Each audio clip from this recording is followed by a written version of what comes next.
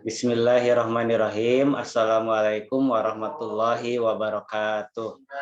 Anak-anak kelas 3 yang Bapak banggakan, mudah-mudahan kalian semua berada dalam keadaan sehat, terus masih diberikan semangat untuk belajar meskipun kita masih daring ya. Nah, sebelum kita masuk pelajaran, kenapa sih pelajaran bidang ini masih daring? Nah, karena sekarang kita sedang memaksimalkan dulu pelajaran-pelajaran yang utama ya, yaitu pelajaran tema khususnya yang dipegang oleh wali kelas. Nah, jadi karena tema itu materinya cukup banyak dan waktu penyampaiannya juga tidak semudah PAI mungkin ya, tidak semudah agama. Jadi pelajaran itu diberikan kesempatan dulu untuk tatap muka. Nah, mungkin ke depannya kita akan sesuaikan jadwalnya. Mudah-mudahan ke depannya kita bisa bertatap muka walaupun sebentar ya. Nah, mungkin cukup segitu ya penjelasan dari Bapak. Mudah-mudahan anak-anak masih tetap semangat ya walaupun kita masih daring ya. Nah, baik, kita mulai pelajaran kita pada hari ini, yakni pelajaran Al-Quran Hadis dengan membaca basmalah bersama-sama. Bismillahirrahmanirrahim. Silahkan disiapkan buku LKS Al-Quran Hadis ya, yang berwarna coklat ya, yang ini. Nah, ini disiapkan. Kita buka buku LKS-nya halaman ke-34.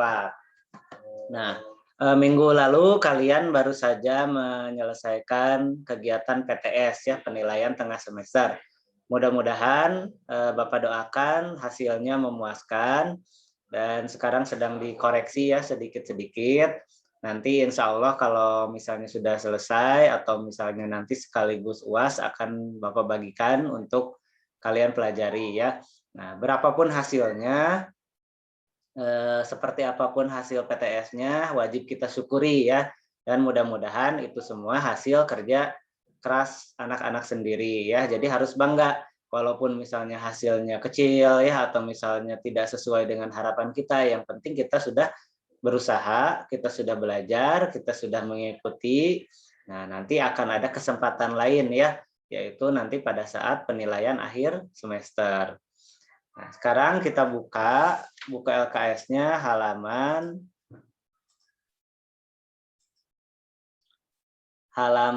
ke 34 ya. Bapak cari dulu ininya. Maaf, di sini tercampur kerjaan yang lain. Bapak cari dulu.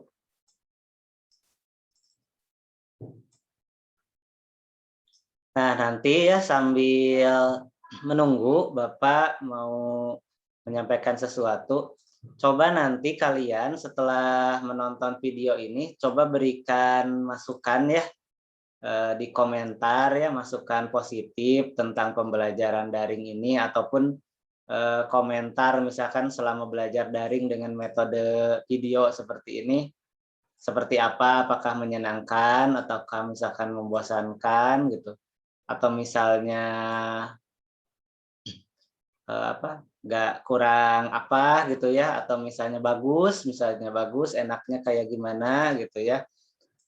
Nanti kalian jelaskan aja di komentar ya, yang jelas komentarnya harus tetap positif, harus tetap menjaga etika ya dalam berkomentar ya. Nah, ini udah muncul ya halaman ke-34. Nah, silakan dibuka, kita memasuki bab baru ya. Nah, kalau sebelumnya di bab ke-1 itu kita belajar tentang rata-rata itu nama-nama pelajaran ini ya, Al-Qur'an ya, atau surat-surat pendek. Nah, sekarang di bab 2 ini kita belajar tentang hukum bacaan qalqalah. Nah, berarti ini kita sudah memasuki pelajaran tajwid ya. Nah, anak-anak di sini ada yang sudah pernah belajar tajwid belum? Nah, kalau belum ya kita sama-sama pelajari di sini ya. Nah, tajwid itu adalah apa tuh? Tajwid itu adalah ilmu tentang tata cara membaca Al-Qur'an. Nah, sederhananya seperti itu ya. Jadi Bapak ini kan ya di sini Bapak tuliskan pelajaran kita hari ini tentang ilmu tajwid. Tajwid. Tajwid itu apa tadi? Ilmu yang mempelajari Al-Qur'an, tata cara, maaf, membaca Al-Qur'an. Nah, maaf ya tulisannya jelek, cukup didengarkan saja ya. Nah, jadi Al-Qur'an yang sekarang kita sering baca ya, itu kan di dalamnya terdapat banyak wahyu Allah ya. Nah, atau tulisan-tulisan berbentuk tulisan Arab. Nah, untuk membacanya itu tidak sembarangan ya, tentu harus ada ilmunya, ilmu dalam membacanya. Tidak bisa kita membaca Al-Qur'an itu sembarangan seperti membaca buku-buku bacaan lainnya ya. Kita asal baca terus sesuka hati kita gitu ya. Banyak hal-hal yang harus diperhatikan ya ketika kita mau membaca Al-Qur'an. Nah, karena Al-Qur'an ini merupakan kitab pedoman bagi umat Islam, terus Al-Qur'an juga merupakan wahyu dari Allah Subhanahu wa taala yang diturunkan kepada Nabi Muhammad Shallallahu alaihi wasallam. Nah, maka dari mulai cara memegangnya gitu, cara memperlakukannya itu tentu berbeda dengan buku-buku yang lain. Nah, jadi jangan disamakan ya. Kalau misalnya kita memperlakukan buku tulis kita seperti itu, nah coba jangan memperlakukan hal yang sama kepada Al-Qur'an. Contoh misalnya, memegang Al-Qur'an dianjurkan dengan menggunakan tangan kanan. Nah, jadi tidak kurang bagus ya kalau kita pegang Al-Qur'an dengan tangan kiri gitu. Nah, adab-adab seperti itu ya harus diperhatikan. Terus yang kedua, misal menyimpan Al-Qur'an. Nah, menyimpan Al-Qur'an itu pertama tidak boleh atau kurang bagus itu di belakang ya. Nah, tidak boleh menyimpan Al-Qur'an di belakang kita, tidak boleh membelakangi Al-Qur'an. Terus tidak boleh disimpan atau ditumpuk. Nah, jadi misalnya Al-Qur'an di atasnya ditumpuk sama sama buku-buku lain gitu ya. Nah, itu kurang bagus ya. Al-Qur'an itu bagusnya kita tempatkan di tempat paling atas di suatu tempat ya. Misalnya kalau kita menyimpannya di atas rak, berarti kita pilih rak yang paling atas. Terus kalau kita menyimpannya di lemari, berarti lemari yang paling atas. Kalau kita menyimpannya di meja, nah berarti di atas Al-Qur'an itu jangan kita simpan benda lain. Nah, itu ya sebetulnya itu hal-hal yang kayak gitu tidak apa ya, tidak menjadi suatu wajib, tapi itu merupakan adab kita ya, atau penghormatan kita terhadap Al-Qur'an gitu ya. Nah, harus kita bedakan gitu ya. Bapak yakin anak-anak semuanya sudah tahu dan bisa melaksanakannya ya. Nah, terus cara membacanya. Nah, kalau tadi kan dari cara memperlakukannya, misalkan sekarang dari cara membacanya. Nah, tidak boleh asal-asalan misalnya gitu ya. Nah, tapi gimana Pak kalau misalnya saya belum tahu, misalnya belum bisa. Nah, itu nggak apa-apa, Pak. Kita niatkan belajar gitu kan. Nah, ini untuk yang sudah tahu, terus dia udah tahu ilmunya, udah tahu cara membacanya, terus membacanya tuh sesuka hati dia misalnya gitu ya. Nah, tidak boleh. Makanya kita harus belajar ilmu tajwid ya. Nah, mudah-mudahan nanti anak-anak kan perjalanan belajarnya masih panjang ya. Sekarang masih di kelas 3. Nah, nanti insya Allah akan terus dipelajari. Kalau ilmu tajwid itu pasti akan ketemu ya di setiap jenjang ya. Nah, mudah-mudahan di tahun depan atau mungkin nanti kalian ada kesempatan di SMP atau MTS itu masih ketemu ya dengan pelajaran ini. Baik, langsung kita masuk ke poin A. Mengenal hukum bacaan qalqalah. Nah, apa sih itu qalqalah ya? Qalqalah secara bahasa berasal dari bahasa Arab yang bermakna pantulan suara. Dalam ilmu tajwid, hukum bacaan qalqalah yaitu pantulan suara dari salah satu huruf qalqalah.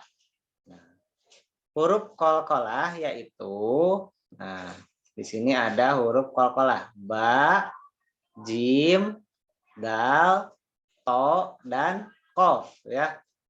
Atau disingkat baju di toko. Nah, itu bisa lebih ingat ya kalian kalau misalkan huruf-huruf qalqalah apa? Baju di toko. Nah, gitu ya, lebih mudah mengingatnya. Nah, jadi jika salah satu huruf ini berharokat sukun, nah sukun itu mati, misalnya ini berharokat sukun, sukun ya, maka termasuk dalam hukum bacaan qalqalah dan cara membacanya dengan dipantulkan. Nah, seperti apa? Nanti kita lihat. Hukum bacaan qalqalah ini terbagi menjadi dua macam, yakni qalqalah sugro dan qalqalah kubro. Nah, oke, sampai di sini kita jelaskan satu-satu tentang qalqalah ya. Nah, tadi huruf-huruf qalqalah itu ada apa? Ba, ju, bi, to, ko. Nah, contohnya ya, cara membacanya itu adalah dipantulkan katanya. Terus huruf-huruf ini harus berharokat sukun. Sukun itu mati ya. Contoh huruf ba yang mati misalkan. Nah, ini katanya misalnya yab tadi misalkan ya. Bertulis yab tadi yang di dalam kotak ya. Nah, di sini kan ada huruf qalqalah ini, huruf ba ya. Ada huruf qalqalah huruf ba. Nih, yang warna kuning ya.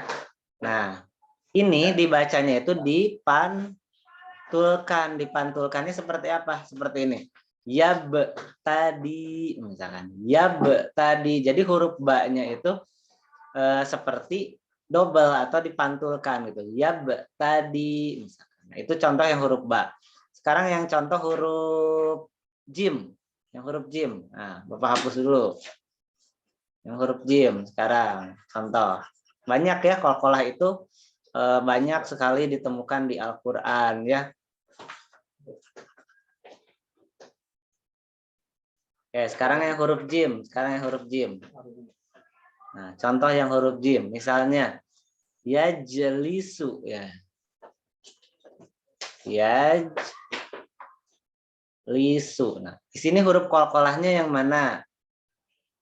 Huruf qalqalahnya di sini adalah huruf jim ya. Nah, huruf ya bukan, huruf lam bukan, huruf sin bukan juga. Berarti yang qalqalahnya itu adalah huruf jim saja. Nah, cara membacanya yaitu dipantulkan. Kita baca yajlisu. Yajlisu. Nah, di sini jimnya ada, terus harokatnya sukun ya. Berarti ini qalqalah. Yajlisu. Nah, membaca yaj. Jadi jimnya itu mantul lagi gitu. Yaj gitu. Paham sampai di sini? Paham? Mudah-mudahan bisa dipahami ya. Nah, selanjutnya dal. Misalkan adhabu misalkan. Nah, di sini huruf qalqalahnya yang mana? Dal ya, yang ini. Dalnya harokatnya apa? Sukun, mati. Membacanya dipantulkan. Adhabu. Adhabu. Nah, gitu ya. Contohnya seperti itu untuk yang huruf dal. Selanjutnya yang huruf to misalkan ya. Nih, contoh misalkan di Al-Qur'an ada kata-kata ini misalnya ya. Huruf qalqalahnya yang mana? Ba, to, atau nun? Nah, huruf qalqalahnya di sini adalah huruf to ya. Cara membacanya dipantulkan. Bat nun. Bat nun. Nah, gitu ya. Bat nun. Nah, itu ya. Bat nun artinya apa? Bat nun? Ada yang tahu gak? Yang belajar bahasa Arab, bat nun perut. Nah, ya. Lanjut, huruf terakhir yaitu huruf qaf. Apa coba contohnya huruf qaf mati ya di dalam Al-Qur'an? Apa tuh? yak misalnya, tulu.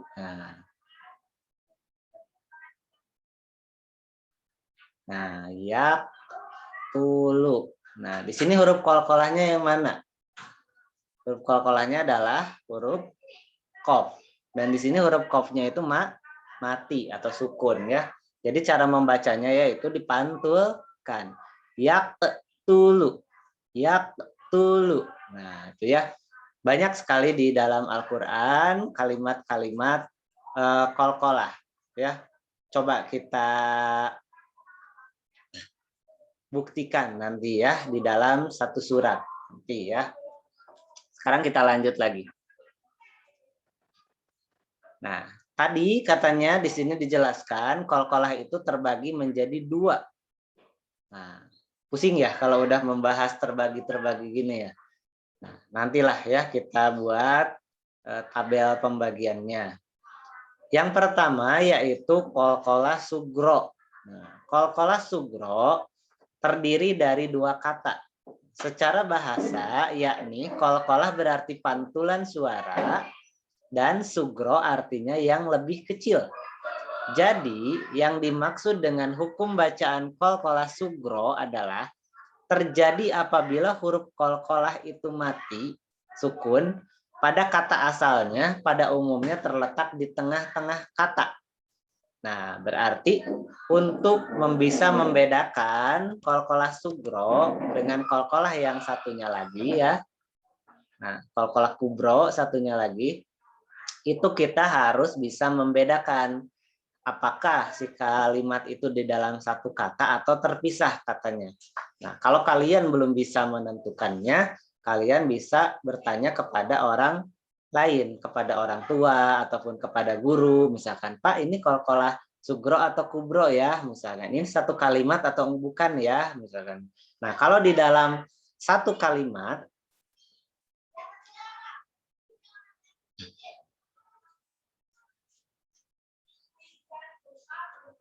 kalau di dalam satu kalimat itu bisa disebut dengan qalqalah sugro ya.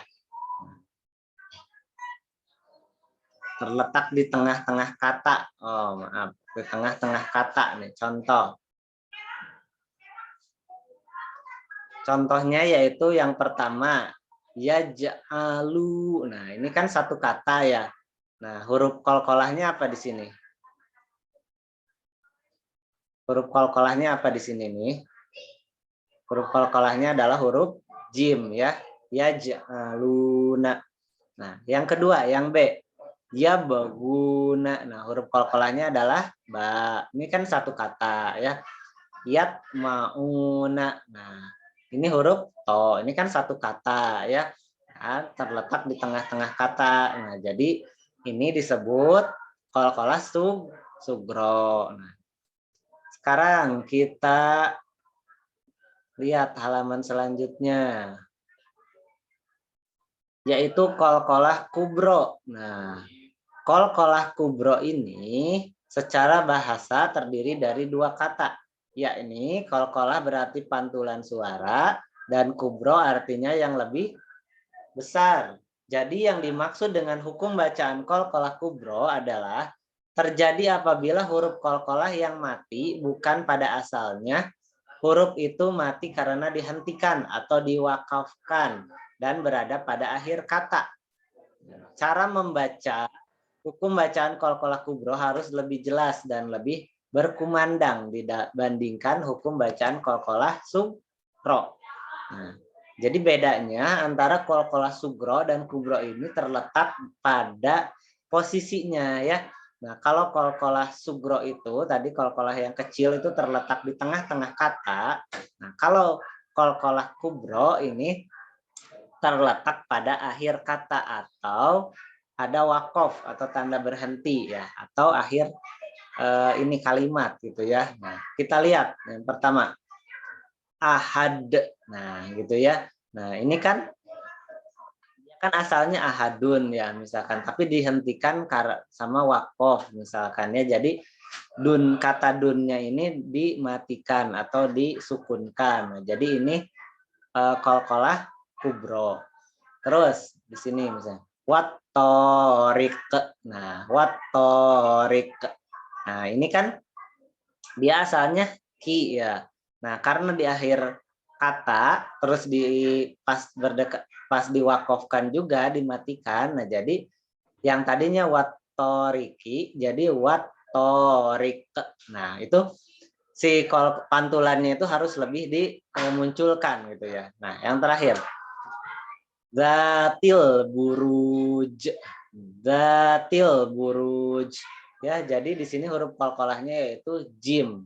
Nah, yang tadinya jimnya itu kasroh, nah di sini kita sukunkan karena di sini ada wakof atau akhir ayat misalnya gitu ya.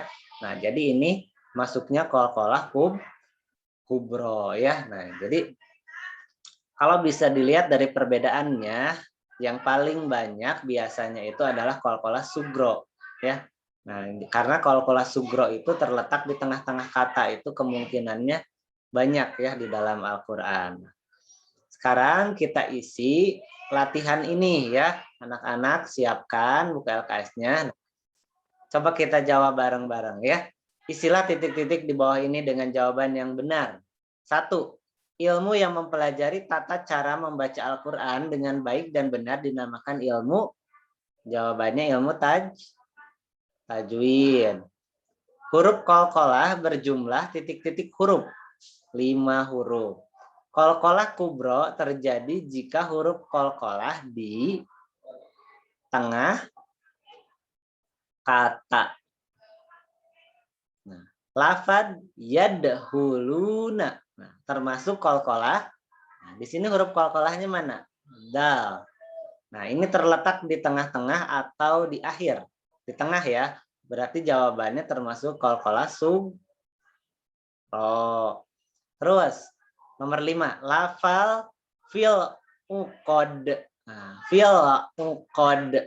Nah, ini kan akhir kata ya, akhir ayat. Termasuk hukum bacaan qalqalah kubro karena apa? Karena huruf qalqalah gitu ya berada di akhir kata. Nah, itu aja ya, cukup ya. Atau bertepatan dengan wakof. Nah, Anda berhenti. Oke ya. Nah, sampai di situ pembelajaran kita tentang qalqalah ya. Nanti coba kalian selain tadi berikan komentar ini ya, bagaimana tentang pembelajaran seperti ini, coba berikan juga komentar kira-kira bisa dipahami atau tidak ya. Nanti Bapak lihat komentarnya. Kalau misalnya komentarnya belum paham, misalnya masih belum ngerti, masih pusing misalkan, atau misalnya terlalu cepat, atau misalnya masih bingung apa itu qalqalah, nah nanti minggu depan akan Bapak jelaskan lagi. Tapi kalau misalnya nanti di komentarnya sudah pada mengerti, kita maju ke materi selanjutnya ya. Nah, mudah-mudahan bisa dipahami. Kalian ulang-ulang saja terus video ini ya. Sebelum tidur kalian tonton, terus misalnya habis main kalian nonton, terus kebetulan misalnya ada screen time ya dari mamahnya, kalian tonton ini ya gitu ya, daripada nonton Cocomelon ya, atau misalnya yang lain. Nah, mendingan nonton Pak Iwan ya di sini pelajaran. Jadi kalau sering ditonton, apalagi dengerinnya ini ya jelas gitu, terus pakai alat bantu dengar juga, nah insya Allah nanti kayak hafal sendiri nanti otomatis ya. Nah, mudah-mudahan, apalagi yang namanya ilmu Al-Quran itu pasti sangat mudah masuknya kepada kepala anak-anak, terutama otak-otak anak-anak itu sama Allah itu diberikan kemudahan dalam menghafal Al-Quran, dalam mempelajari Al-Quran. Nah, itu sesuatu hal yang tidak kita sadari gitu ya.